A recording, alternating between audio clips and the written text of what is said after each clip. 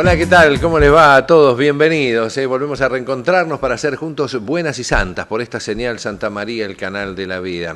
Un día miércoles, 11 de septiembre de 2013, día único e irrepetible, un día muy especial, y ya adelanto el saludo a todos los maestros en su día, ¿no? A estos grandes de la educación que acompañan a la familia, que acompañan a educar, a hacer mejores a los chicos que tienen que hacer el día de mañana la Argentina.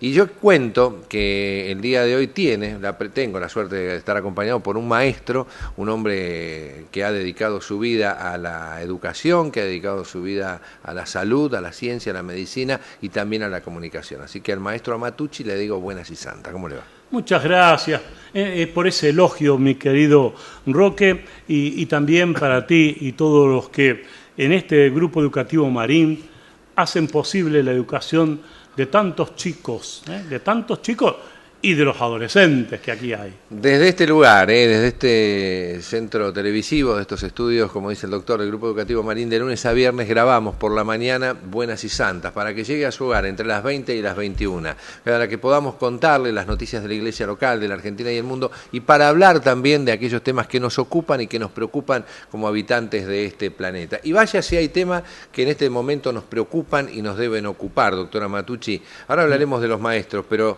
el gran incendio que está viviendo la provincia de Córdoba, para mí, es la más triste y angustiante de las noticias en las últimas horas, ¿no? Sí, lamentablemente, todo el problema de la gran sequía que se está viviendo, no solamente en Córdoba, fíjate que le está pasando a Santa Fe en la parte del norte.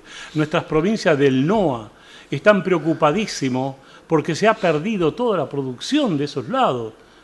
En estos momentos, mientras nosotros estamos grabando aquí, ¿sí?, no este programa, allí frente al Ministerio de Agricultura, Ganadería y Pesca de la Nación, está llevándose a cabo una repulsa a lo que no se está haciendo por los productores del campo, en especial de esas zonas de sequía.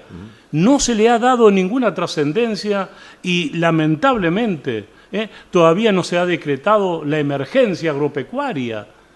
Claro. Es inconcebible. Está bien, yo igual digo... No sé si me expreso bien. No, entiendo. Yo no sé cuántas medidas pueden prevenir o prever que estas situaciones pasen. Hay dos factores. Uno son los factores climáticos, sí, los accidentes, y otro el factor humano, que a veces un criminal provoca lo que está viviendo Córdoba. No, pero a ver, familia, mire. Acá estoy hablando de que precisamente, por lo menos, todo eso se pasa después, ahora vamos a ir a las causas. Estamos hablando de que la sequía existe y por ende, en todo ese área, y sobre todo en esos grandes espacios como ese, el Valle de Calamuchita, tan hermoso, hermosísimo que es, sin duda, y Yacanto, donde está el foco, el núcleo del epicentro, fíjate de que todo eso se puede prever o mitigar teniendo en cuenta de que si hay sequía, cualquiera que se le ocurre ir por una ruta y arrojar su colilla así al exterior, ese está produciendo un incendio. Pero también, familia, ¿sabe de qué manera? Se arroja la latita de la bebida que está tomando. Esa latita, claro, refracta la luz solar y se produce allí... O una botella, el efecto lupa. Bueno, sea de lata, en este caso de aluminio, o sea, por ejemplo, del vidrio, todo refracta. Entonces se produce lo mismo que se hizo para allá en África para poder hacer, gracias a Arquímedes, ¿qué hizo? Les quemó la flota a todos los romanos de manera tal, ¿sabe con qué? Con una lupa. Concentró los rayos C y le quemó la flota. Vos fijate, eso. Si eso ya se sabe desde tantos años, ¿cómo es posible que nosotros no eduquemos a la gente que no lo haga? Segundo, el Estado debiera haber previsto que si había con semejantes problemas que hubo climáticos, debieran haber dejado expeditos los lugares para poder entrar y no todos esos árboles tirados allí del vendaval que hubo. Claro. O sea, todo eso se puede hacer. Esos pinillos, me contaban ayer, generan un combustible, ¿no?, que se deposita, claro, en el piso y que luego, claro, una vez que arde es imposible de tal frenar. Cual. Y además está los rizomas, que están por debajo de la superficie, eso quedan siempre ardiendo. Y si está el incendio de un lado, eso subterráneamente se llegan hasta otra punta y así se produce. Entonces, ya que en estos momentos vamos a mandar a nuestro ejército a levantar las vías y arreglarlas y a preguntar, podrían el cuerpo de ingenieros haberlo mandado con sus topadoras especiales que tienen, los pontoneros, así se llamaban, en la época de nuestro servicio militar, el equipo de ingenieros, ¿para qué? Para que se abra el cortafuego, abrir grandes espacios, decir, claro, llega este fuego acá, bueno, nos adelantamos, hacemos esta senda así que termine acá. Que no pueda tomar. Y además de todos los aviones hidrantes que debiéramos tener, y a Marijú le echábamos en cara de que no lo teníamos. Han pasado muchos años de Marijú, ¿verdad? Claro, yo lo escucho al doctor Amatucci y siempre digo, celebro que podamos hacer juntos el programa con el doctor y con cada uno de los amigos que conforma este día a día de trabajo. ¿Por qué?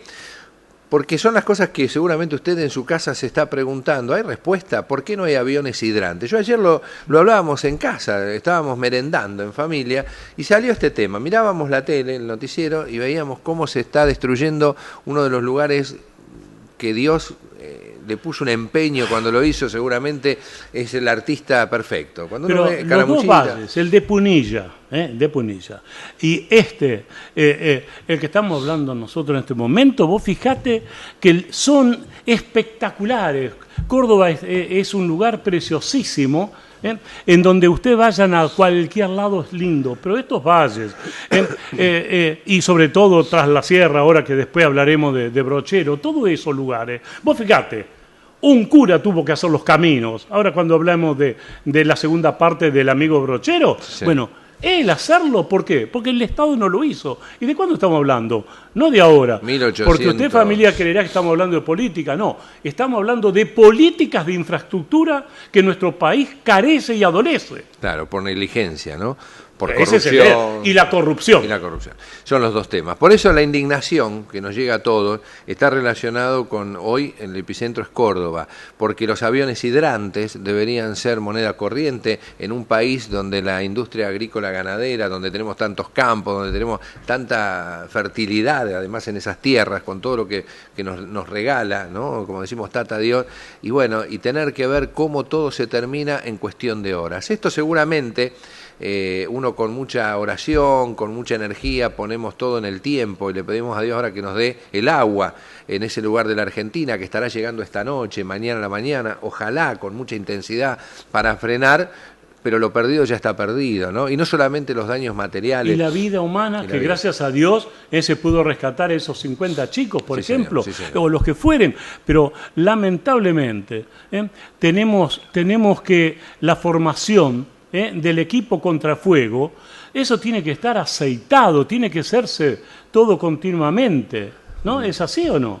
Sí, señor. Yo me comuniqué con un amigo en Córdoba, Pablo Ares, que es un entendido en la materia, ¿no? El hombre ha apagado más de un incendio en su vida.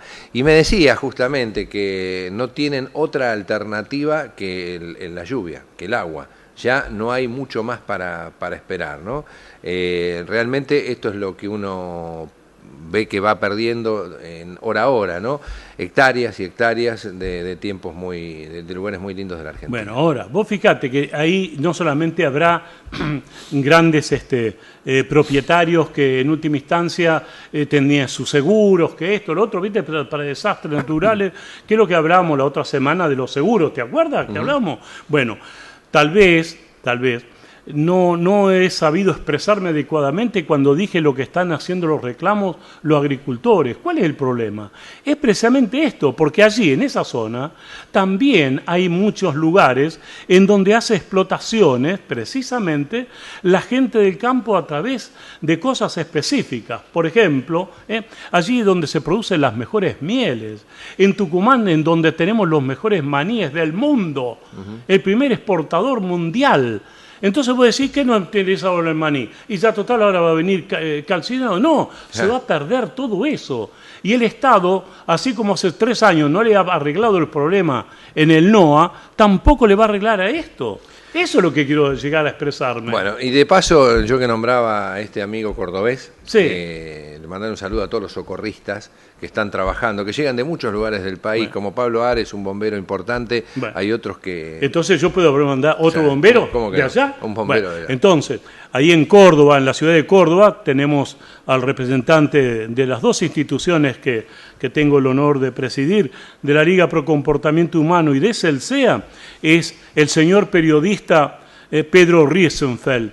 Este buen señor es bombero voluntario, y fíjate que lleva a ellos trabajado en ese área del Valle de Punilla fundamentalmente, trabajando contra esos incendios. Así que lo más probable es que ahora está convocado al trabajo también allí. Estamos haciendo Buenas y Santas por la señal Santa María, el canal de la vida. Le recordamos que tenemos un número telefónico para que nos llame, se comunique, que es el 4512-3807, que tenemos una dirección de correo electrónico que es buenasysantastv@gmail.com y un sitio Facebook, ¿no? Usted nos puede encontrar, ahí está en pantalla la foto que caracteriza a este lugar, que es la mirada, los ojos de la Madre Teresa de Calcuta. Recorremos la página, el sitio, el lugar de Facebook, y nos permite recibir mensajes de cada uno de ustedes, comentarios, también sugerencias. Cargamos los programas del día a día, las notas más importantes, bueno, todo aquello que va sucediendo.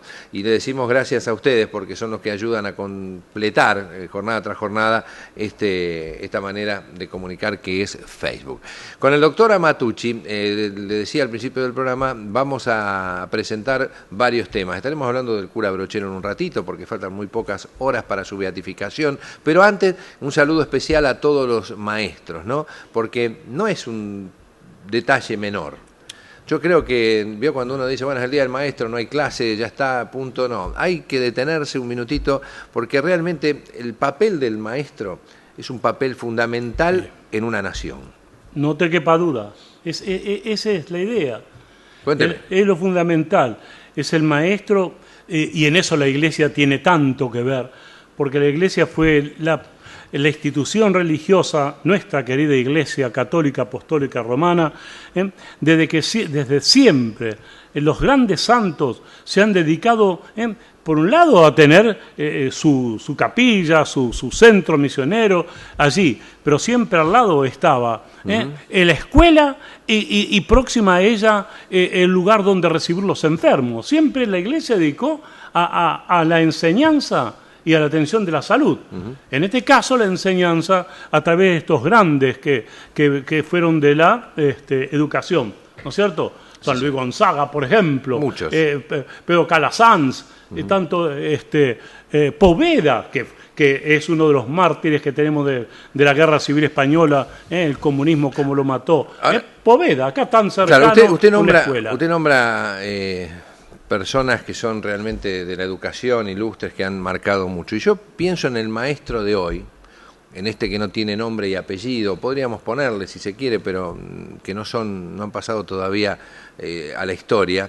¿Cómo la sufre hoy, no? El maestro, por lo menos en la República Argentina. Yo por eso digo, el reconocimiento de hoy tiene ese valor agregado de decirle gracias por lo que hacen, enfrentando una realidad en un cambio de mundo cultural, donde la violencia, donde tienen que enfrentar. El otro día me decía uno el fenómeno de la nueva familia, ¿no? De cómo se conforman las familias con la que habla el docente, ¿no? Que tiene que recibir un papá, una mamá, un tío, un abuelo, o que hay una ausencia, una carencia absoluta. Digo, por eso hay un trabajo muy fuerte de esos educadores en el tiempo de hoy, que no desmerece para nada todo lo que hemos nombrado recién, pero el de hoy la verdad que es difícil. Mirá, quiero agradecerle públicamente a la hermana María Laura Kaller, que tan temprano me mandó allí un elegioso comentario de este día, ¿no?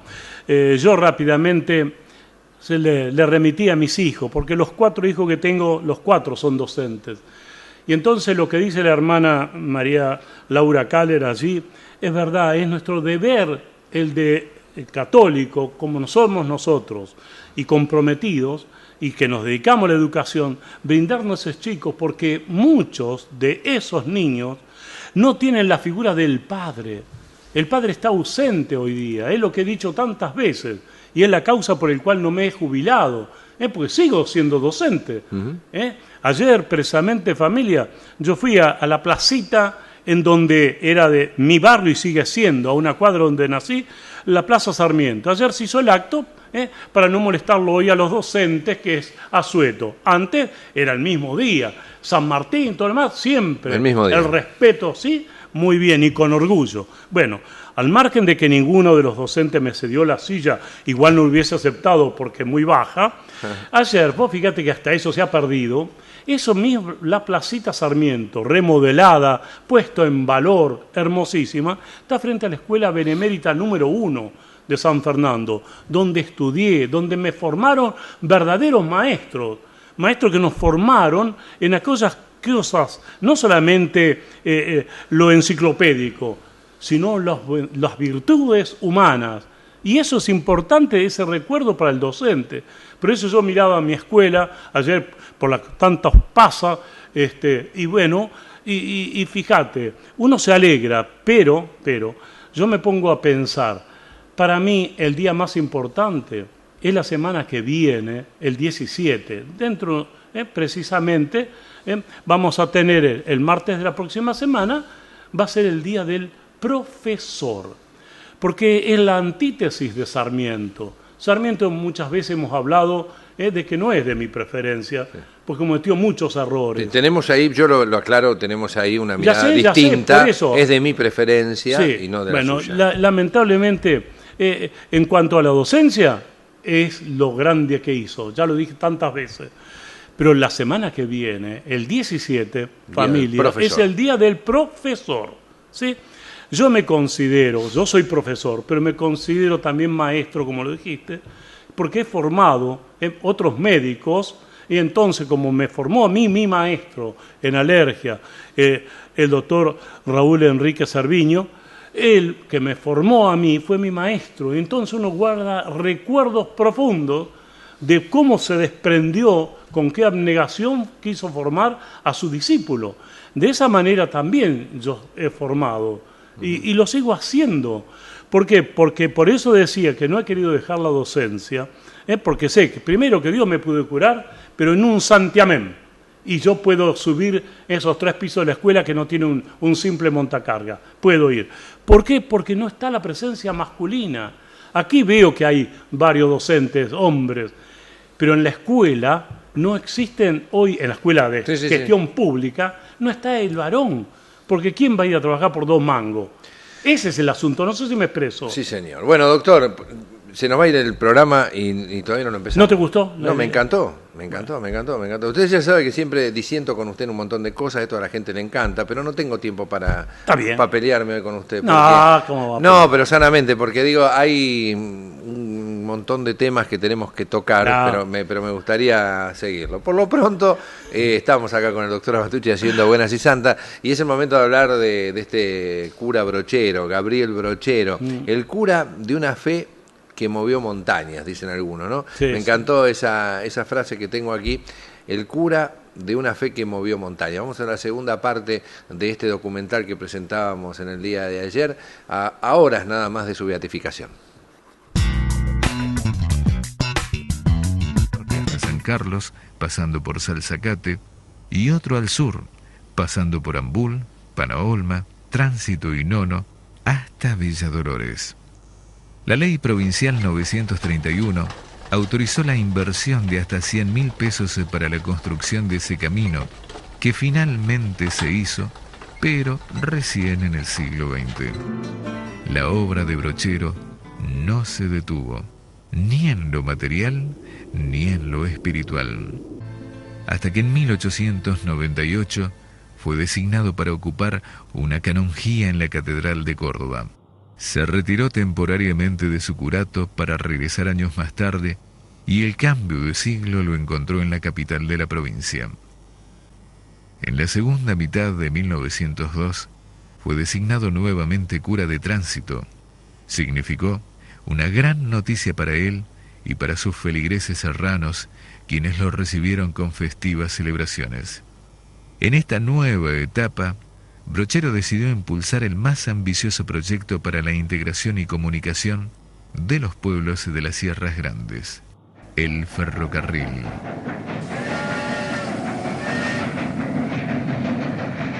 Hasta ese momento, de sur a norte existía el ramal Córdoba-Soto. Villa Dolores estaba comunicada por los rieles que unían La Toma y Villa Mercedes en San Luis con el sur cordobés. Quedaba un tramo para terminar de unir la geografía del territorio, el ramal desde Soto hasta Villa Dolores, el gran sueño de Brochero. El Congreso de la Nación ordenó el envío de una comisión para el estudio del posible ramal. Una vez hechos los análisis de factibilidad, la comisión volvió a Buenos Aires y recomendó al Poder Ejecutivo Nacional la construcción del ramal solicitado. El siguiente paso era la obtención de la ley que autorizase la construcción. En medio de la expectativa de la población, Brochero permaneció en Buenos Aires tratando de convencer a diputados y a senadores para la aprobación del proyecto de ley. Finalmente, en octubre de 1905, el Congreso sancionó la ley ordenando la construcción del ramal ferroviario entre Soto y Villa Dolores, cruzando todo el valle de Tras la Sierra. A pesar de que se había sancionado la ley en el Congreso de la Nación, la obra del ferrocarril no se ejecutaba, aduciendo razones presupuestarias. A esa altura de los acontecimientos, el cura Brochero ya padecía con mayor severidad el rigor de otra adversidad, la lepra. Decían que se había contagiado en una de sus tantas visitas a ranchos aislados, asistiendo a un moribundo. Ya entonces comenzó a pensar en su reemplazo, y en el invierno de 1907 le escribió al obispo Fray Zenón Bustos anunciándole su situación. Sin embargo, de estas expresiones, tomó la noticia de su enfermedad con resignación y hasta parecía con una cuota de indiferencia, pues siguió trabajando incansablemente para persuadir a los poderes públicos para la construcción del ramal. Las explicaciones eran repetidas. No hay presupuesto. Brochero respondía como siempre, ante cada adversidad, un aporte a la solución. Su convicción lo trasladó una vez más a la población. Los dueños de los campos donaron los terrenos por donde debía pasar la vía. Se ofrecieron voluntarios para mano de obra en la construcción y consiguió las maderas para los durmientes. Ninguno de esos ofrecimientos logró revertir la negativa. Mientras tanto, la lepra iba consumiendo el cuerpo de Brochero. Empezó a perder la vista y su tarea como párroco se dificultó demasiado. Aunque su mente se mantenía con sorprendente lucidez y su espíritu expresaba una notable resignación, consideró que era el momento de renunciar definitivamente a su curato en agosto de 1907. En un primer momento, eligió su pueblo natal, Santa Rosa de Río Primero, como lugar para su descanso, en un intento por recobrar algo de las fuerzas perdidas. Sin embargo, no abandonó su misión y continuó predicando y viajando cada tanto a Villa de Tránsito para visitar a los viejos amigos. No abandonó en ningún momento el tema del ramal ferroviario. Aunque estaba imposibilitado físicamente, siguió buscando y gestionando alternativas para alcanzar la ejecución de la ley. No podía dejar de intentarlo todo. En octubre de 1912, se entrevistó en privado con Hipólito Yrigoyen, líder de la Unión Cívica Radical, para interesarlo en la construcción del ramal en caso que llegase a la presidencia y pedirle el cumplimiento de la ley ya sancionada.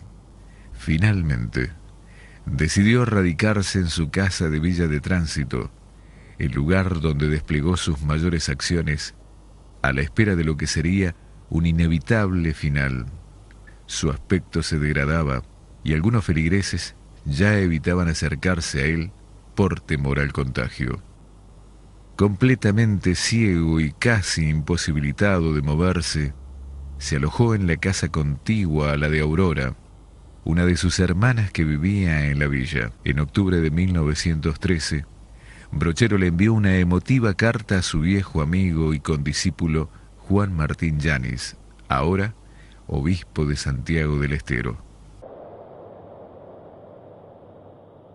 En la noche del 25 de enero de 1914, el cura Brochero se durmió como siempre en su modesta cama de tiento y no despertó más. La muerte lo encontró en la madrugada del 26 de enero.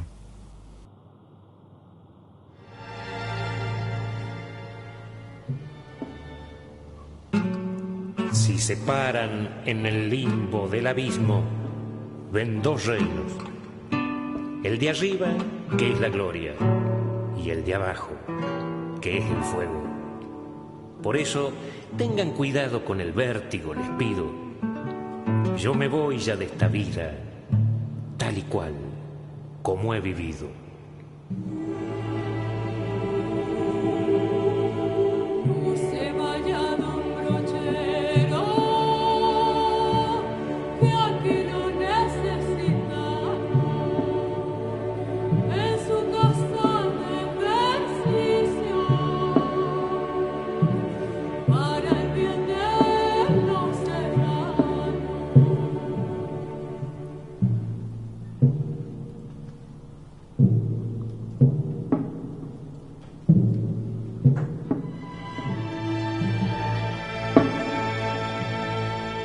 Pasó más de 30 años como cura en Traslasierra, mucho tiempo para la vida de un hombre, poco para haber logrado una gigantesca ola transformadora en la región. Como religioso, consiguió ligar la acción espiritual y el progreso material como medios para alcanzar la dignidad y convenció a su gente para entender que sólo desde esta dignidad se podía salir de la histórica postergación y aislamiento a que estaban sometidos.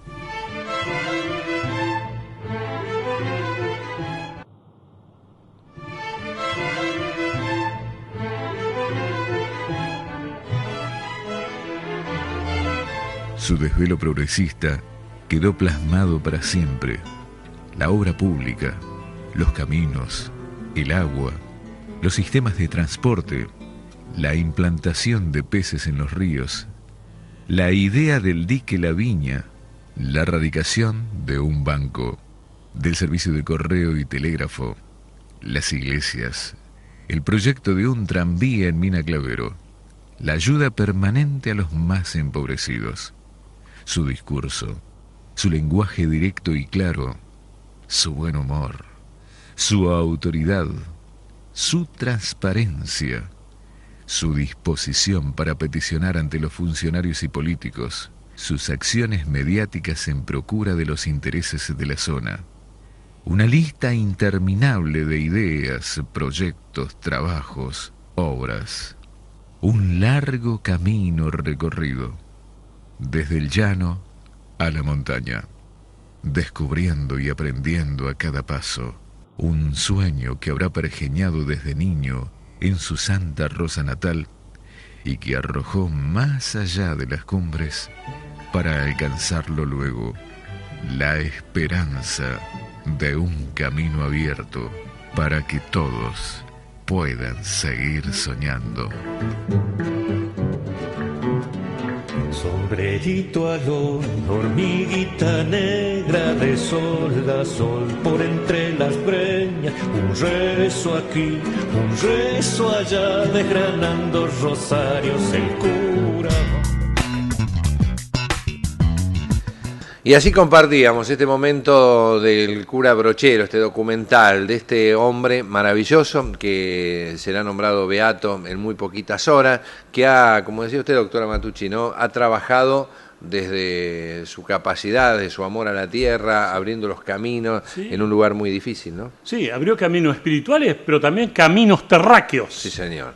Sí, señor. Es así. Bueno, así que la semana que viene seguramente tendremos mucho material sobre toda esta gran fiesta que se vive en la República Argentina, pero también se mira con mucha atención en otros lugares del mundo. Y un lugar del mundo donde se va a estar mirando esta celebración es en el Vaticano, cuando el Papa Francisco, que si hubiera estado acá como cardenal Bergoglio, claro, hubiera estado, y que en algún momento alguno imaginó que a lo mejor venía para esta fecha. Pero bueno, sabemos que es imposible. Va a estar, repetimos, en una gran fiesta fuera de Roma, puntualmente, que es en Asís, el 4 de octubre, el día de este santo maravilloso. Él va a estar allí. Sí, porque nunca estuvo. No. Entonces va a ir. Quiere ir. Bueno, doctor, avanzamos, ¿le parece? Vamos a hablar del Papa en una audiencia general. El Papa Francisco explicó por qué la Iglesia Madre, ¿no? Esta mañana, familia. Hoy a la mañana, ¿no? Esta mañana. Cuénteme así, en 2 palabritas, qué es lo que vamos a... Y como él sigue en este año de la fe, está siguiendo su catequesis, lo ha referido que la Iglesia es madre de los cristianos. Y entonces le explicó el porqué, el sentido real y concreto. La Iglesia es madre desde el momento de nuestro bautismo, porque con ello entonces nacemos a la vida de la Iglesia, con el bautismo. Pero después nos acompaña en toda la vida. Nos va acompañando entonces en la preparación para la Eucaristía, nos acompaña allá en el sacramento de la reconciliación, o sea, la confesión, nos pone luego en la confirmación, luego cuando se casan los pocos que lo hacen, y así, y también ¿saben cuándo, familia? Cuando estamos enfermos y entonces están los distintos momentos en el cual se hacen así colectivamente y masivamente para los mayores de 65 años, se da la unción de los enfermos en forma colectiva, o cuando lo merece o acredita o amerita cada vez que tenga una enfermedad, ¿sí? Pero también después nos despide, claro. Nos despide, y después nos recibe como cenizas en muchos ya de los templos, en los cenizarios o cinerarios. ¿Qué te parece? Por eso. Pero nos va acompañando con amor, sí, a través de que la Iglesia como tal, pero a través de quién, de Jesús, que nos acompaña siempre a nosotros, y de la Virgen que nos protege. En la catequesis, hoy a la mañana, 13 de septiembre, el Papa Francisco hablaba de la Iglesia de esta manera. Queridos hermanos y hermanas, retomamos hoy las catequesis sobre el misterio de la Iglesia en este año de la fe con la imagen de la Madre. El Concilio Vaticano II dice que la Iglesia es nuestra Madre en la fe, en la vida sobrenatural. Ante todo, la Iglesia es Madre porque engendra nuevos cristianos. Por el bautismo los hace nacer a la vida divina y establece con ellos un vínculo vital, interior, como el de una madre con sus hijos. Además, como buena madre, los ayuda a crecer y a ser responsables, los alimenta, los educa, los cuida con ternura a lo largo de su vida. Así la Iglesia nos anuncia la palabra de Dios como luz para el camino, nos nutre con la Eucaristía, nos procura el perdón divino, nos sostiene con los momentos de sufrimiento y dificultad. Finalmente, como todos formamos la Iglesia, su maternidad incluye también la solicitud de los unos por los otros.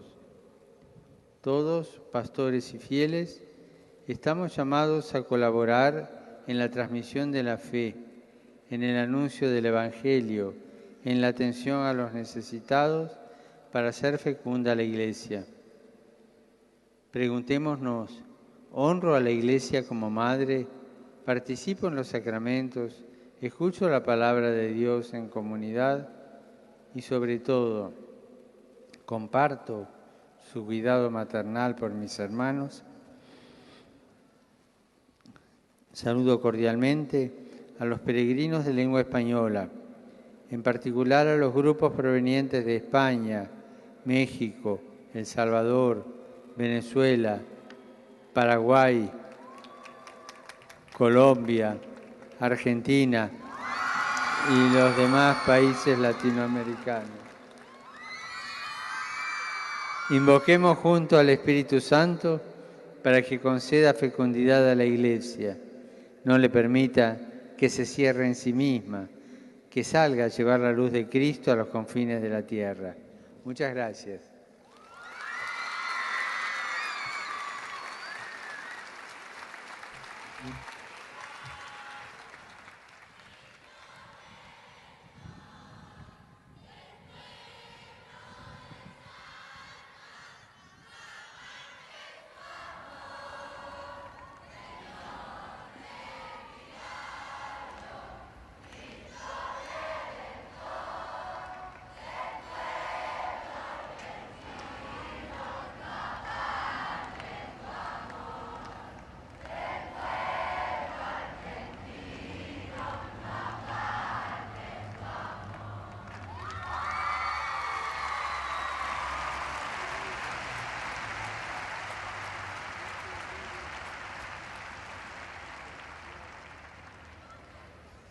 No se olviden del Señor.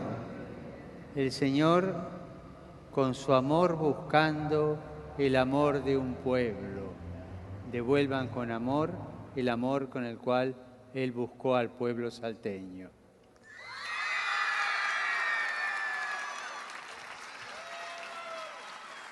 Sit nomen Domini benedictum. Ex hoc nunc et usque in saeculum. Adiutorium nostrum in nomine Domini. Qui fece caelum et terram. Benedicat vos omnipotens Deus, Pater et Filius et Spiritus Sanctus. Amen.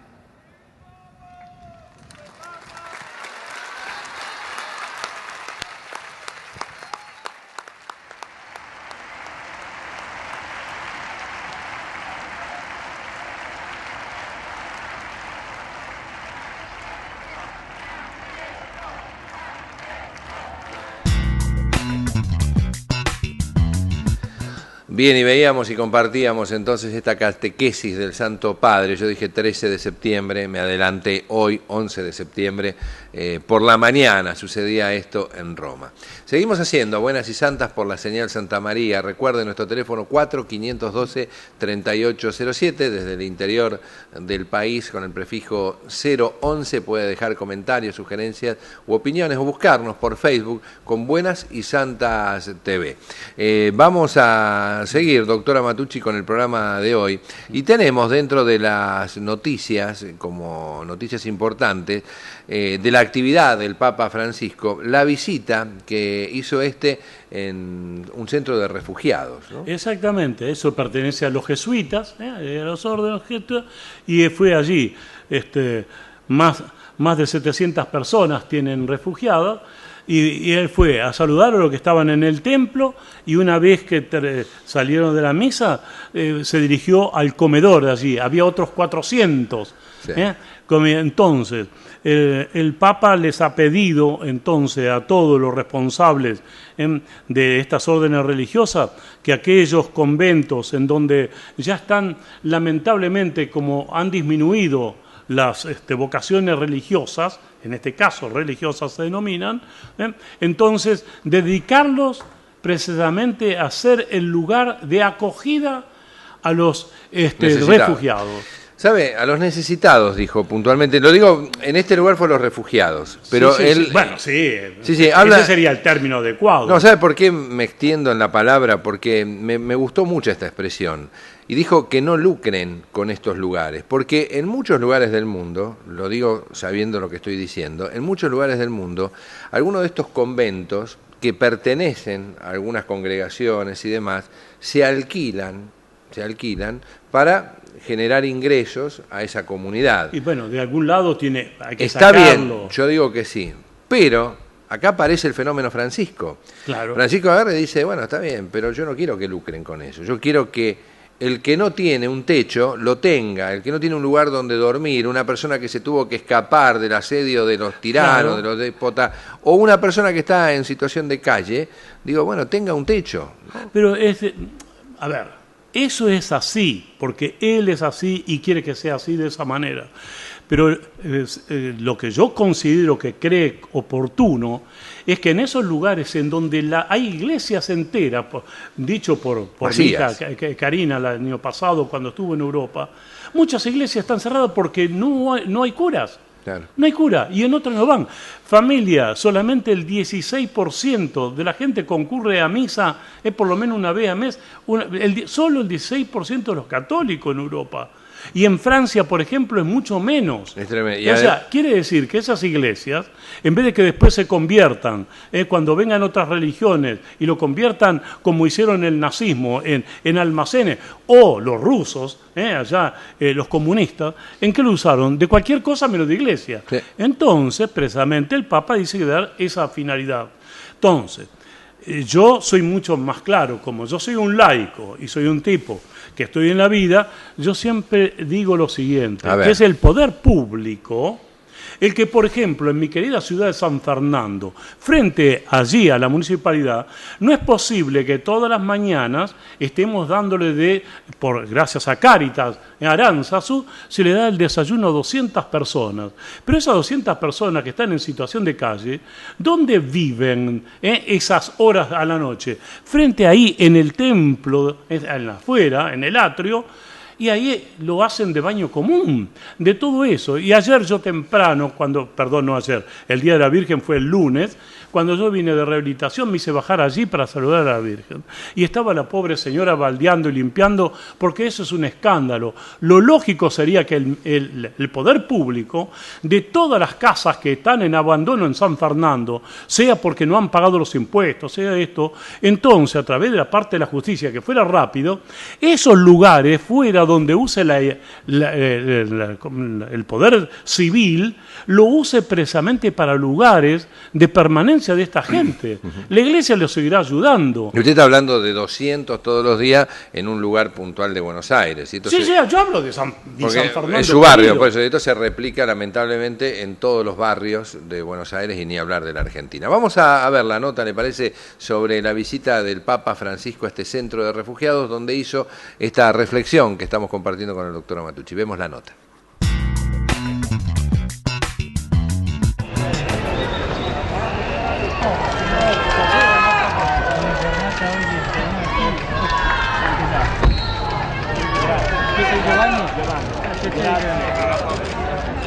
Un saludo a las personas. Sí, porque tenía que adelgazar. ¿Te cortaste? Sí, un poquito.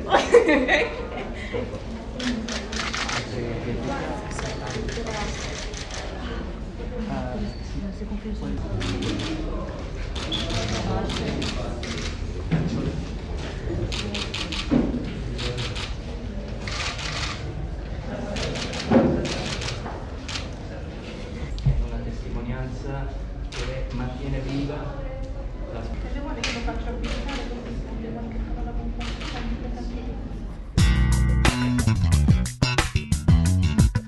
Y después de haber compartido esta nota, donde vuelve a ser protagonista en este programa y en el mundo, indiscutiblemente, el Papa Francisco, con sus gestos, con sus frases cortas, con un contenido y una profundidad más que significativa, vamos a seguir haciendo Buenas y Santas. Hoy con el doctor Carlo Matucci. Nos queda todavía algún tiempo de programa, doctor, y me gustaría hablar de este humor que tiene el Papa, ¿no? Un hombre que ha recuperado para muchos una sonrisa que se le veía poco en la Argentina. Algunos dicen, ayer estuvimos haciendo una nota con el embajador argentino ante la Santa Sede, Juan Pijafiero, que está visitando la Argentina porque ahora este viernes es el cumpleaños del papá, del doctor Antonio Cafiero, que va a cumplir... El mejor boquense de la Argentina. Claro, un gran bostero, 91 años, le mandamos un saludo a Cafiero. Y decíamos, hablábamos y escuchaba en esta nota que hacía con Monseñor Casareto, justamente, hablaban de cómo se recibió la noticia del Papa y cuánto trabajo comenzó a tener la embajada argentina en el Vaticano, que no estaba preparada para hacer prensa, porque era simplemente datos, se suministraban detalles. Pero de repente, dice, del momento que en la plaza él estaba ahí con la banderita, le dicen, el Papa es argentino, todo el mundo a la embajada argentina a pedir la historia del Papa, quién es Bergoglio, porque mucho no se conocía. Espero que Juanpi tenga un coche modesto y que tenga un celular modesto y viva modestamente. Sí, ayer la verdad que nos dio esta imagen. A ver, me expreso, viste, sí, que es los que le ha pedido los curas, más ahora el que está ya cercano. Es un representante, dice que hay una disposición de todo la diplomacia argentina que está en Italia y en Roma puntualmente, no solamente en el Vaticano. Claro. Se está trabajando todos en común, en equipo, para ayudar a esta gran movida que está haciendo el Papa Francisco. ¿Sabés qué hizo mi querido amigo el jesuita? Ni bien el cura allá de Verona le obsequió el 4L, se fue, le dice, llévame a donde está la cochera vaticana, para ver si estaban o no los coches que dijo que ya no tienen que estar. ¿Qué te parece? Lo primero que hizo, llévame allí. Quiero ver qué pasó. Porque le he dicho, por favor, que no quiere más. Eso. Qué bien, qué bien. La verdad que nos llena de alegría este tipo de comentarios. Vamos a ver cómo, dice la nota, el Papa Francisco recibe entre bromas al nuevo embajador ante la Santa Sede. La vemos.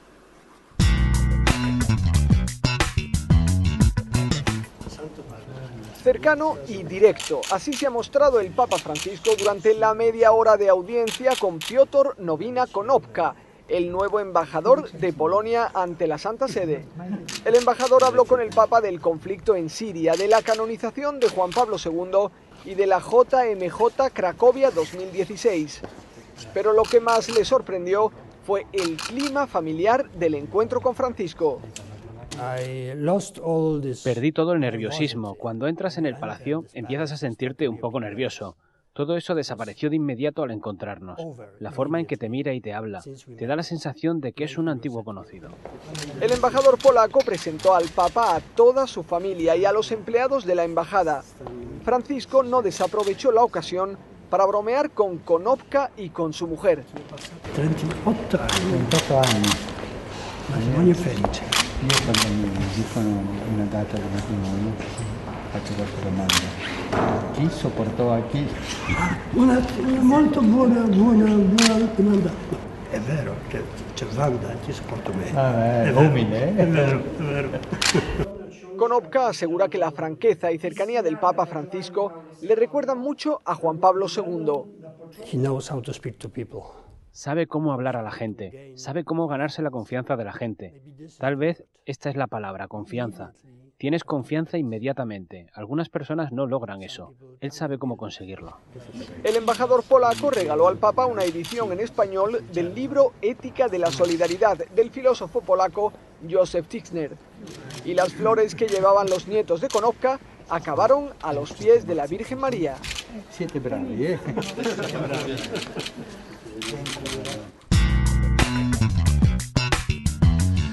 Bien, y compartíamos este momento, ¿no? La recepción del nuevo embajador polaco ante la Santa Sede. Y seguimos haciendo Buenas y Santas, nos quedan algunos minutitos, doctora Matucci. Y le voy a dar este título para que veamos la nota, donde el Papa previene. Él dice que hay tres.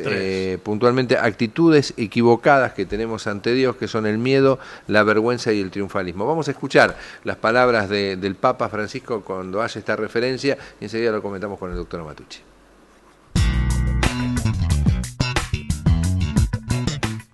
El Papa Francisco explicó durante la misa en Casa Santa Marta que la fuerza de la vida cristiana tiene su raíz en la resurrección de Jesús y dijo que hay tres actitudes equivocadas ante Dios: el miedo, la vergüenza y el triunfalismo.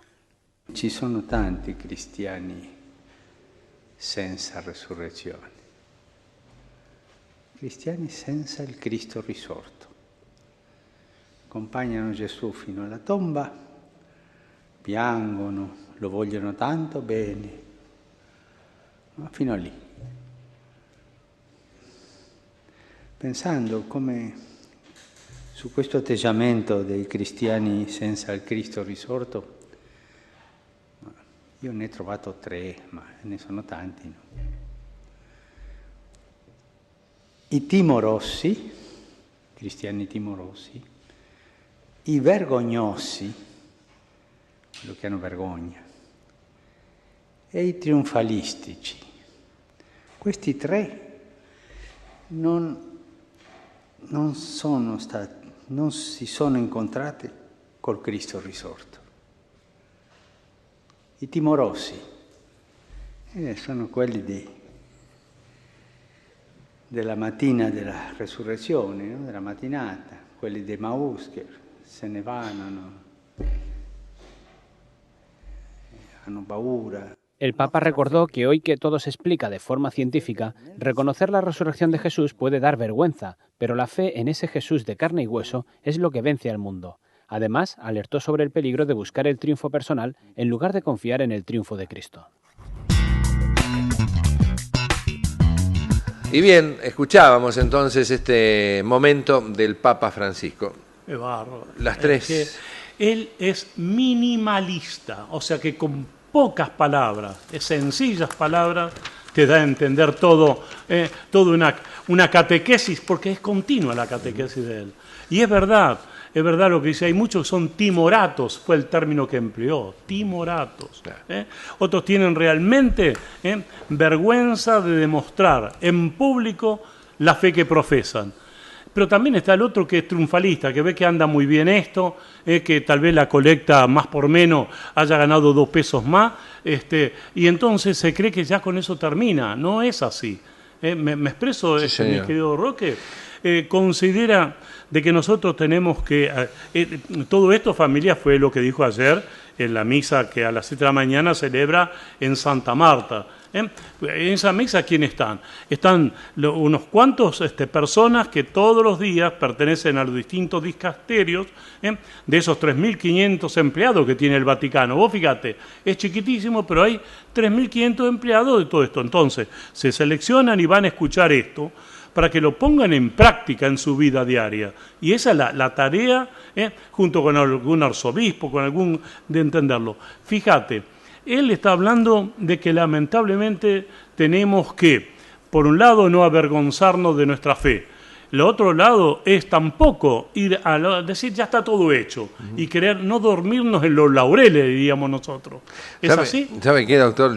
Contame. No, mientras los estoy escuchando, veo esto que hacemos los que estamos en los medios, podemos escuchar al director, a usted, y a la vez tratar de leer la noticia. Hablando de la catequesis del Papa y en la audiencia general, hay un título que aparece en Valores Religiosos que dice así: Francisco, no tiene sentido decir creo en Dios, pero no en la Iglesia, ¿no? Me gustó la frase. El Papa invitó a los fieles a hacer deberes en la casa, buscar en el día en que fueron bautizados para poder celebrarlo como se hace con los cumpleaños, ¿no? Digo, esto que estaba diciendo usted, por eso me quedé con la frase, porque digo, pucha, el doctor me está hablando de las pequeñas frases y yo miro un diario y aparece otra frase del Papa Francisco. Continuamente. Él va lanzando eso porque es el disparador. Vos fíjate, por supuesto, a eso refería, cuando nosotros somos cristianos. Fíjate que todos nosotros, gracias a Dios, tenemos la suerte de contar con la libreta de matrimonio eclesial, y ahí figura cuando es el momento del bautismo de cada uno de los niños, ¿sí?, que hemos tenido. Y todos hemos tenido la suerte de que en el lapso más o menos del mes fueron hechos, ¿no? El único de los 4 que no molestó para nada desde el momento del bautismo fue el que te está molestando continuamente. Bueno, no molestó para nada. Él tranquilito iba así. En la ceremonia. En la ceremonia, perdón, a partir del momento, nosotros los llevábamos a nuestros hijos, a partir del bautismo, venían cada uno de esos bebés, venían a la misa con los papás. Salvo a la 4ª, que tuvimos que decirle, no, esta no puede dar escándalo, es más, cuando empezó a balbucear, ya tuvimos que dedicarle a los padres que se quedaran en casa, que eran los padrinos, Alejandra y Juan Carlos. De la radio Compata les llamo yo a Karina. En vez de Adrián, él no molestaba jamás a nadie. Bueno, por eso se ve que ahora molesta por lo que no hizo antes. Claro, eso le iba a decir. La otra posibilidad es que se aburría y se dormía. Dormía en la misa, digo, la otra es esa. No, pero total no tenía por qué no dormirse. No, pero... Porque era un bebé. Bueno, yo le mando un saludo a Karina, realmente, que voy a hablar muy bien de ella, pobre, que la dejó como el parlante con pata, pero... Sí, no, pero fue la primera que esta mañana me agradeció el saludo.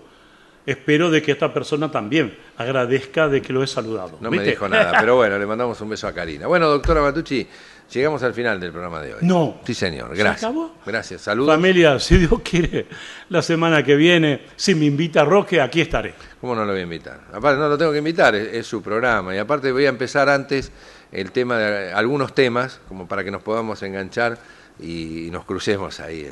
Sí, porque tenemos que hablar, ¿sabe de qué, no? Porque se nos acerca la primavera que ya se metió y vamos a ver las alergias de primavera. Bueno, recemos para que llueva en Córdoba, para que esta situación se pueda controlar de una vez por todas y vuelva la tranquilidad. Nos encontramos mañana, ¿le parece? A la misma hora, desde este mismo lugar, con esta propuesta que es Buenas y Santas. Excelente jornada, hasta mañana.